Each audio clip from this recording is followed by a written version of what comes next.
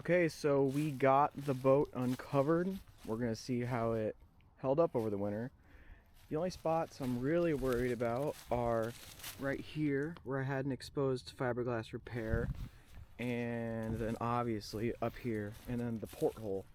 I did not get the other porthole installed, so we will see if there's any water in there. But overall, I'm pretty happy with it. There was a little ice on the trampoline, but it should look good.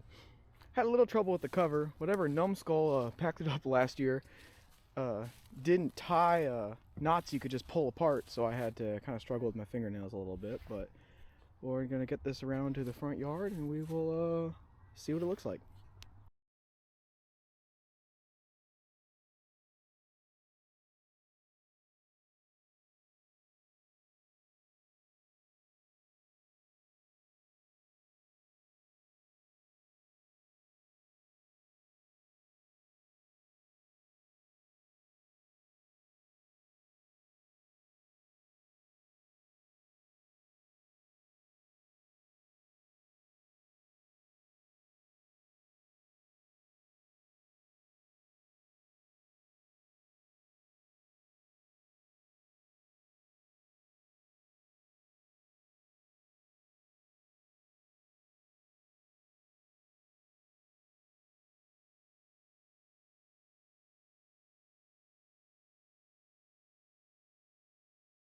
Well, it looked like we're either good or lucky.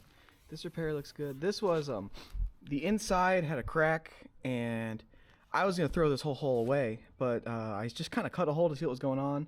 Decided I could fix it, ground it down to that inside layer of fiberglass, and then just built it back up. Put a layer on the inside, and then this was before I really knew how to properly fill a hole. I'll show you the right way later, but I mean it's solid. It's good. We're gonna take some resin, not resin, the fiberglass juice, and we're going to mix it with micro balloons, and we're going to fair all this nice up. We're going to gel coat it. I don't think we're going to try to redo the texture though. Maybe in the long term we can cover all this in HydroTurf foam, but I just don't think it really matters that much to me. So up here we had another crack on the inside, but this one I was able to build up from the inside. This repair actually looks pretty good. Let's get out of your light here. But I just didn't have time to install the porthole before the winter got cold last year. But we're dry inside. The front tube is fixed. My rear tubes still have cracks in them. Right there. But that one's fixed. I got that porthole in last year. I had to rebuild the transom here because I had a big crack in it. I need to do some more fairing here, build it up a little bit more. I think it's a little too thin. And then right here is where I had to go in and scoop out the foam. Okay, I got the mast carried up. We can take a look at that. You can look down it, and it actually has, I don't even know if you can tell on the video, there is a little bit of a little curve to the left in it, but I don't think it's enough to actually impede the mast rotation. I've had this mast up once or twice. The comp tip has some wear on it, but all of that is remedied with, it's hard to see for you guys, but all of that is remedied with wet sanding and spray paint, according to my buddy. And it's just a mast. Hobie 17 masts aren't exactly easy to come by, so I'm gonna make this one work. And then down here, I was missing one of these 3 sheaves, so I bought another one. And then I had the double block that it came standard with, but I wanted to put a 6-to-1 downhaul. So the double block is going to go like this, and then the triple block goes on top, and then it reeves down. It comes up through this as a redirect, and then there's going to be 2 mast cleats here that go out so you can adjust it on the trapeze. And that is going to be the next issue. I want to show off this mast cradle stand I built.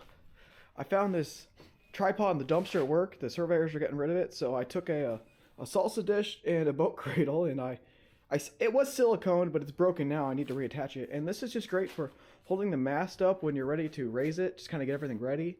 You don't have to have a partner hold on to it the whole time, and it's pretty convenient for this. You know, you can adjust it up and down.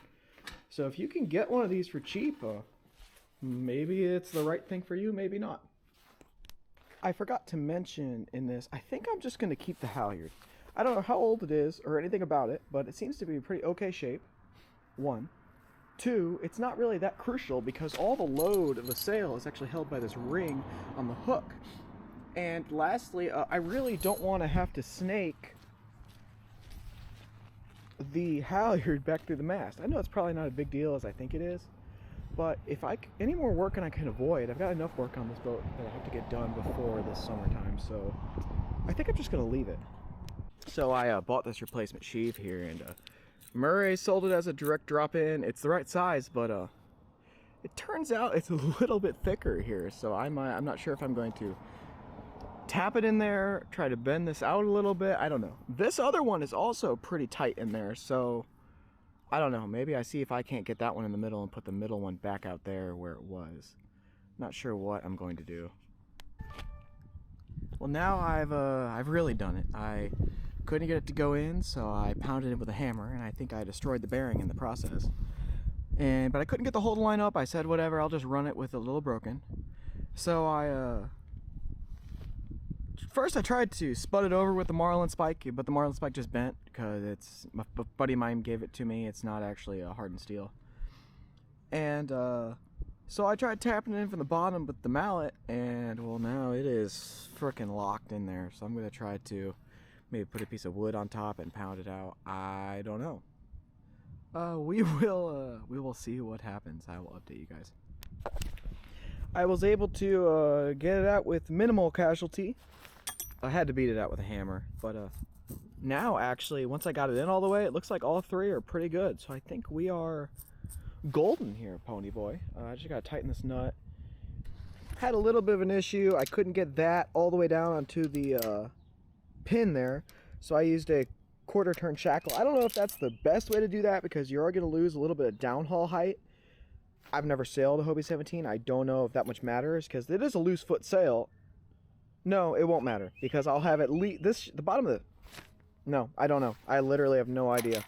But that's how it goes. If that's a problem, I'll put some Dyneema in there or something. Well, I figured while the sun is shining and I got everything out, I'm going to replace my tiller connectors with these new ones. Yeah. 915 in whenever these were bought. But they still work just fine. They're not as fancy as the Hobie 20 style connectors, but they will be a lot better than these ones. I've never even had these rudders on the boat, so these probably require a lot of tuning. When you install these, you have to make sure you have a bolt sticking out of the end of the nut. I lost one of these during a race, and I was pretty much screwed trying to get back to the shore with only one rudder. Because sometimes the bolts are too short for some reason, so just always make sure you have that nylon and that nut engaged. Well, I think I am done with this for today. I'm going to pack all this up and probably throw it in here so the missus can still park her car. I'll just park in the driveway. But I will film some more when I start working on it again. Next week looks good to do some fiberglass. Looks a little bit warm enough. I do have a heated shop, but I really don't want to take the boat apart to get it in there. So I will do some more videotaping when I start doing the fiberglass, and I will show anyone who's watching what it looks like. I will talk to you guys later. Thanks for watching, and I will see you on the water.